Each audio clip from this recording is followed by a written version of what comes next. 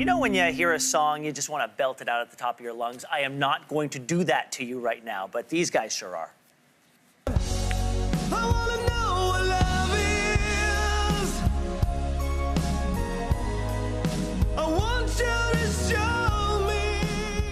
I will never get sick of that song, and I will not apologize for getting it stuck in your head for the rest of the morning. Yes, that is the iconic and multi-platinum selling band Foreigner with I Want to Know What Love Is.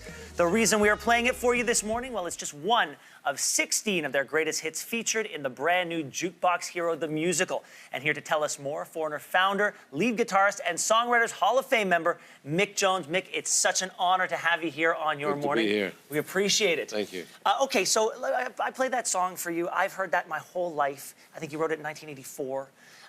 Yeah. But you must have played it countless times. How do you keep it fresh for yourself so that it can be amazing for your audience every time you play it? Well, that is a big part. It's the audience. You know, you look out there and you see people really relating to the song. They're singing the words, and some are in tears, you know, and it's a great motivation because you feel that you've carried that message to people, and it's become more universal than just a relationship, you know. It's always so exciting to see someone who has crafted beautiful songs and give them new life. And these days, one of the ways that people do that is by making a musical out of their songs. And you've got Jukebox Hero. You're here because that's premiering in Toronto. Yeah. I didn't know that the song is based on a real person. Yeah. And there's a search out there to find that guy. Tell us about that.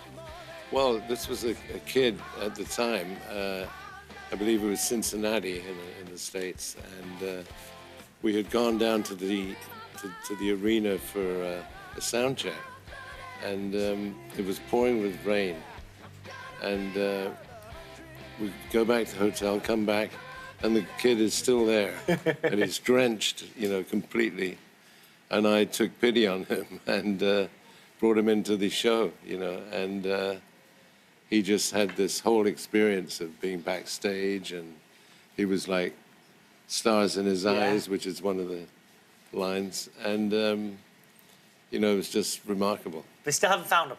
We haven't found him. The search is still on. The search is on, but if you do find him, what do you want him to know? Why the important need to connect with this guy? Well, we've done it with a couple of other people that appeared on in certain things, videos or something. And it's fun, you know.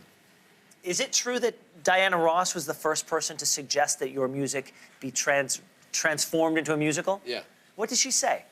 Well, we were stuck in a delayed flight in Atlanta, I think. And we were they put us in a little room, and we just started talking. And I believe she'd just done The Wiz, that musical, which was a big popular thing, you know.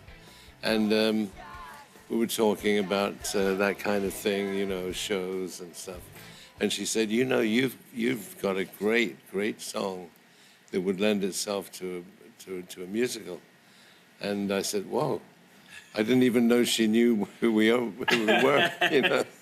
But, and she said, you know, really, you should pursue that. And it's stuck in my mind ever since. Mick, I've met a lot of musicians over my life, and so many of them have started out with modest dreams of being able to pay the bills with their music. That was the dream, to be a working musician.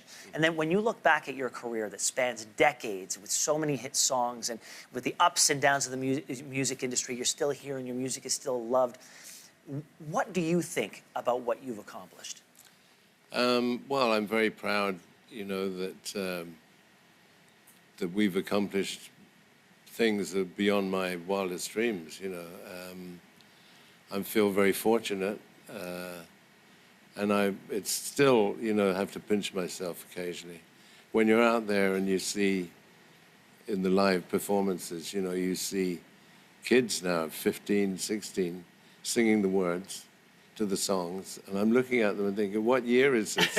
You know, and it's remarkable. I think the songs have really been the mainstay of everything, and we're happy with that. Mick, we're so happy that you're here today. Congratulations on this new adventure with the musical.